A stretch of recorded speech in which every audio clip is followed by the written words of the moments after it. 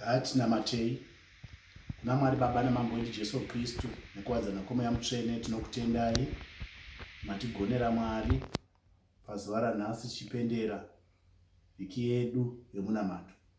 Chivai nesu, taurai nesu Mwari. Tatenda, tavonga nokuti matigonera. Tanamata zvose ichipota muzita raJesu. Amen. Pazuva ranhasi tinotenda Mwari. Presentation yedu iyi ndo yokupedzisira pazuva ranhasi. Musoro wenyaya tigopinda pane zvinotevera uri kuti iwo born to fly. Born to fly. Tichatanga nekuimba guyo kwataimboimba kareko. Rimwe zuva Jesu Kristu tichamuona, tichasangana naye mumakore, tichafara naye apo taponeswa, tichagara naye iko kudenga. Rimwe zuva Jesu Kristu tichamuona, tichasangana naye mumakore, tichagara naye iko kudenga, tichafara naye iko kudenga. Taimba guyogu tichitaridza kuti rimwe ramazuva Jesu Kristu tichamuona. Rimwe ramazuva rino pasi richapetwa. Musoro wedu wenyaya wati iwo born to fly. Born to fly. Regai taure nyaya inoti pakanga pano umwe muvhimi. Rimwe ramazuva ainda kundovhima mhuka musango. Anosangana namazai. Anotora mazai iwawo ari maviri, anomaisa muhuku yanga asiya kumba, yanga ichirarira. Huku iya inorarira mazai aya. Pamazai aya ararirwa panobuda zvinenge zvikukwana, asi zvikukwana zviya zvichinge nezvabuda zvinozotaridza kuti zvaizoita nzara so. Iye waifunga kuti ndanunga mazai ehanga, mbva anga anunga mazai egondo. Saka chii chinoitika? Zvinongokurawo zvana zvegondo zviya zviri muzvikukwana. Saka pakukura kwazvo zvanga zvava kushowa behavior inotaridza kuti izvo manje zvinomara zvimwe zvihuku pakukura kwazvo zvichiva zvimhupupu. Saka unoita zano, unoti ndoita sei? Ari kuona kuti panapa mukeji muno umu ndava nehuku dzemhamba, ndava nezvana zvegondo. Saka the best option kutora zvana zvegondo ndoenda nazvo musango.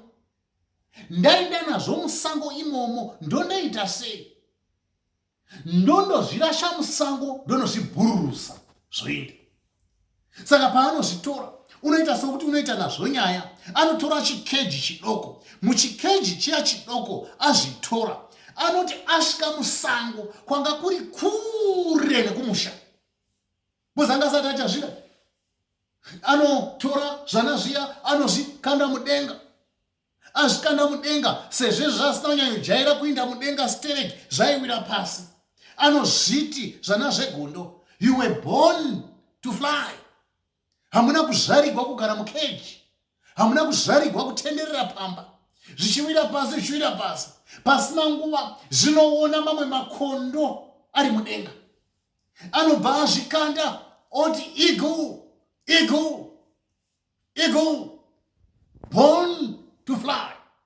Zvinobva zvabhururuka zvichiinda kuna mamwe makondo. ndozuva raakaguma kuzvibona. Iwai vana vaMwari, tichishanda tiri pamirimo yedu, tichipendera vhiki ino yomunamato, tina maprofessionals.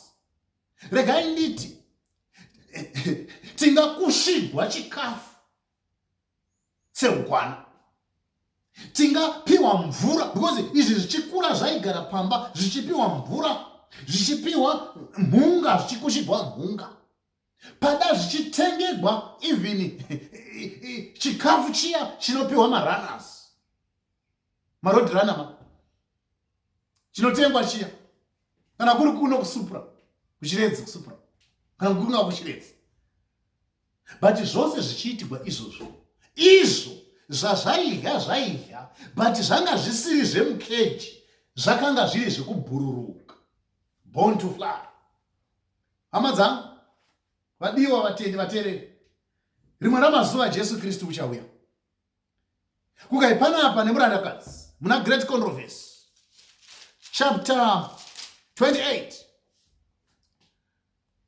Facing Life Records, pane statement iripo inoti, when the work of investigative judgment closes, apo nguva yemutsa ichavhagwa, the destiny of all we have been decided for life or death, probation is ended a short time. It was 1844. Jesu wedu wakaenda munzvimbo tsvene-tsvene, vanoverenga sanctuary message. Jesu wedu wapinda munzvimbo tsvene-tsvene, pari kunzi izvo basa raakandotanga nderei. Akatanga basa reongororo, basa rekutonga, investigative judgment. Mazita achipinda, mazita achibuda, mazita achipinda, mazita achibuda, pachinyogwa mabhuku, pachibhalansiswa mabhuku, book of remembrance riripo, book of condemnation riripo, book of life riripo. Name mazita achipinda, kwa nguva iyoyo ichasvika pakundopera. Kana nguva iyoyo yapera, chii chichaitika? Regai tiverenge Mateo chapter 24 verse 40 yoti, nenguva iyo vaviri vachava mumunda, mumwe uchatorwa, mumwe uchasara. Vakadzi vaviri vachakuya paguyo rimwe, mumwe uchatorwa, mumwe akasiyiwa. Rindai, verse 42, naizvozvo nokuti hamuzivi zuva Ishe wenyu raanouya naro. Rimwe zuva Jesu uchauya. Tiri pamurimo, hama dzangu, hatirambi tichienda kumabasa. Ende chandifadza nevhesi yatatanga kuverenga panapa, kwanzi kudini, haamiriri kuti titange taritaya, haamiriri kuti titange tarwa matransfer, haamiriri kuti titange tafa vamwe vedu, haamiriri izvozvo. Kukai chii chaanoita? Kuuya kwaJesu hakuna unoziva nguva. Kukai chii chichaitika? Kukai vaviri vachange vari mumunda pabasaka, vaviri vari muofisi vachisheya ofisi imwe chete, kukai vaviri vanenge vari paguyo pabasaka, varipo pabasa ipapo. Kukai panguva iyoyo umwe uchainda, umwe uchatorwa. We were born to fly, born to fly, born to fly. Regai tuone pana vaFilipi chapter 3 verse 20. Nokuti nyika yedu iri kudenga, uko kwatakatarira kuuya kwomuponesi Ishe Jesu Kristu. Nyika yedu iri kudenga. Vamwe vanoimba voti, nyika yedu tose iri kudenga, nyika yedu tose iri kudenga, haisi apa ne apa, iri kudenga, haisi apa ne apa, iri kudenga. Ikaya letu zonge lisezulini, ikaya letu zonge isezulini, halipo ngapa la ngapa, lisezulini, halipo ngapa la ngapa, nyika yenu iri kudenga. Paulo achitaura apa, achitaura navaFilipai, ari kutaura kuvanhu vakaita sei? Ari kutaura vanhu vakaita sei? Vanhu vanga vari paFilipai manje, zvaiva rimwe guta irori reFilipai, ranga riri yavaiti Roman colony. Kuna kuti kana waiona Filipai, waiona chiRoma. Kana yaiva Roman colony zvairevei? Vanhu vepafilipaika vairarama vachitaura Roman language, vaitaura Chiroma. Language yanga iri muChiroma, official language yanga iri Latin, everyday language yanga iri Greek, yakati lingua franca. Saka nedzimwe nzira, kana Paulo achitaura pana vaFilipi 3 verse 20, ari kuti kwanhu veFilipi, kana mungataura imi mungadada nelanguage yenyu, asi hatisi venyika ino. We are born to fly. Terera mushandi, terera hama yangu wakamira kuya kwa Jesu kechipiri, ngwarira mashoko aunotaura, ngwarira language yako, ngwarira izvozvo. Ndaimboverenga pamwe panonyogwa nemurandakadzi Mai White vachiti ivo even Mwari achatitongara majokes, majest atinoita, slang chaiyo, kukaimhoro kuwamuna chiri ndiri bolato achitaura language yenyika ino. Ihwai vana vaMwari, vana bolato, vana vana ndiri kenge, malanguage yenyika ino. Nyika yedu iri chiisu, iri kudenga. Kana ukamhorosewa, udza munhu kuti I'm born to fly, I'm a citizen of heaven. Nekuti kune vamwe vanhu vari vakolonaiziwa, vari maRoman colony palanguage. PaChiroma pacho pavari kuti nyika yedu iri kudenga, our citizenship is in heaven. Ari kureveiko Paul? Arikuda kuvarumura because veChiroma vange vane yavaiti Roman dress, vaipfeka paChiroma. Hello, vaipfeka paChiroma. Saka Paul akuudza mashi, kana achiti nyika yedu iri kudenga, ari kutika mungava muno muFilipai muri koloni yeRoma muchipfeka dressing dzeChiroma, but ndiri kuda kukurangaridzai, pfekai muchiziva kuti nyika yedu iri kudenga. Hatisi venyika ino, hatisi venyika ino. Pfeka zvaunopfeka. Ndiri kutaura nemi baba, pfekai zvamunopfeka muchiziva kuti nyika yedu iri kudenga. Kana kudenga muchazondopfeka hembe inosiya ichinosiya yakakusiyai apa mamhasuru ari pashe, it's okay kana zviri zvedenga. Kana pakupfeka kwenyu muna matatu, it's okay kana zviri zvedenga. Asi isu nyika yedu iri kudenga. Let's shine Roman dressing. Vari koloni yeRoma zvairevei? Vanga vana maRoman customs which they were observing. Saka Paul paari kutaura achiti we are born to fly, imi vanhu veFilipai, ari kuti kudii? Ngatisiye tsika dzekuRoma. Tsika dzekuRoma ndedzipiko? Tingavasa vashandi.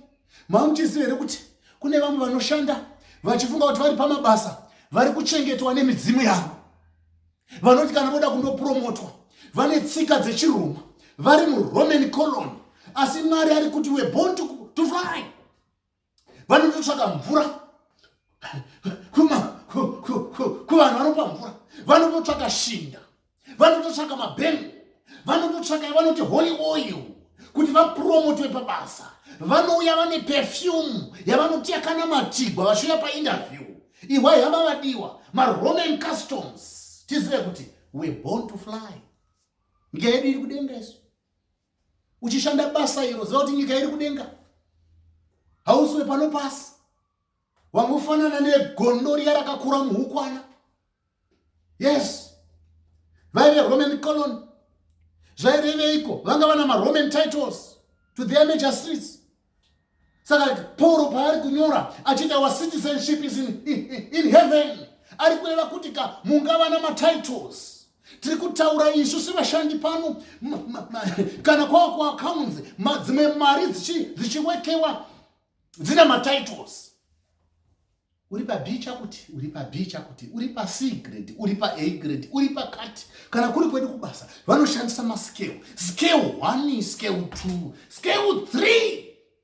1 ndevana madegree kuda. Hello? 2 kuda ndevana madiploma. 3 kuda ndevasina chavanga vava nacho padzidzo. But chinondifadza hechino, title haishandi. Musi mukuru Jesu anouya, kwaine vhesi yatavereka, umwe uchaenda umwe uchasara. Munosara baba mune title. Munosara mune title. Nyika yedu iri kudenga. Chii chakanga chiri paFilipai zvakare. Kwai makanga muna magold mines. There were plenty. Goridhe raivapo paFilipi. Goridhe raivapo. Goridhe raivapo. Chichima chakanga chiri paFilipi. Pakanga pane mafertile soils. Ndochaiva paFilipi. Pakanga pachinakidza. Asi zvakadaro. Paul ari kuti nyika yedu iri paiko, iri kudenga. Nyika yedu iri kudenga. Ari kurangaridza vanhu veFilipi kuti zvese tingaita patichokuziva hechi nyika yedu isu iri kudenga. Tingava pavhu rakanaka, tingava pagoridhe, tingava pai, handizivi pabasa paunoshanda, handizivi muhoro waunohora. Umwe unohora maranzi, umwe mayusa, umwe unohora, unondinohora neheti. But goridhe ungava naro muhomwe. You were born to fly mai, you were born to fly baba. Nyika yedu iri kudenga. Nyika yedu iri kudenga. Zvakazarurwa chapter 1 verse 7 yoti, tarirai unouya namakore, meso ose achamuona, naivo vakamubaya, marudzi ose enyika achamuchema. Hongu, amen. Uchauya. Uchauya. Zvakazarurwa chapter 22 verse 7, kana taingaiverenga iri kuti kudii, tarirai ndinokurumidza kuuya. Ndinokurumidza kuuya. 22 verse 12 yoti iyo, tarirai ndinokurumidza kuuya, mubayiro wangu ndinawo. 22 verse 20 yoti kudii futi, yoti iye unopupura izvo hongo, ndinokurumidza kuuya. Jesu wava pedyo kuuya. We're born to fly. Kana tingacheka kuna vakorinde chapter 15 kuna verse 50, kwai kana achinge auya tichadadira guva, ichi chinovora, ichi chinofa, ichi chisafuka kusafa. Mapawene papo munamato wangu pamanyarwa nhasi, haisi shuviro yako here. Uchashanda muofisi, uchashanda pazhe, uchava netitle yakakura, ungapfeka zvinoshamisira, ungahya zvatinoti zvakanakisa zvenyika ino. You are born to fly. You are a citizen of heaven. Hausiwe pano pasi. Ende Jesu unouya anytime. Vanosvivira kuti Jesu paanouya tosvivira kukumbana naye mumakore.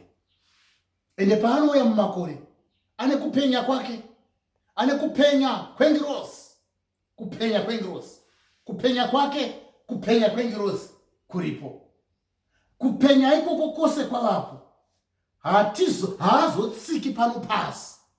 Tichakumbana naye mumakore, tichienda kudenga. Tondosangana na Adamu na Jesu. Ndaiverenga vision yamai White, kwai vachambundikirana. Vambundikirana, achachema Adamu. Achema Adamu, Jesu achavhura chanza chake. Oti maoko angu awa, zvauri kuona izvi, pawakatadza paya, ndakafira vana vangu ava. They were born to fly. Zvakazarurwa 7:13 na 14 yoti, ndivanana vakabva pakutambudzika kukuru, tenge tasangana tava pasi pemuti weupenyu. Munamato wako here kusangana naMwari rimwe ramazuva. Ngatinamatei. Mwari Baba, tinokutendai. Tokutendai nevhiki yemunamato yatanga tinayo. Tokutendai nemharodzi yamatipa nhasi yekuti we're born to fly. Hatisi vemukeji nyika ino Mwari, tiri kuenda kudenga. Tiregererei patinovaraidzwa naSatani achititenderedza muzvinhu zvenyika ino, mupfuma yenyika ino, mumabasa enyika ino, mukunetseka kuri munyika ino. Tadzidza kuti we're born to fly. Mbiri rikudzo ngasvipe kuzita renyu. Tinamata zvose chipota muzita raJesu wakatifira pamuchinjikwa. Amen.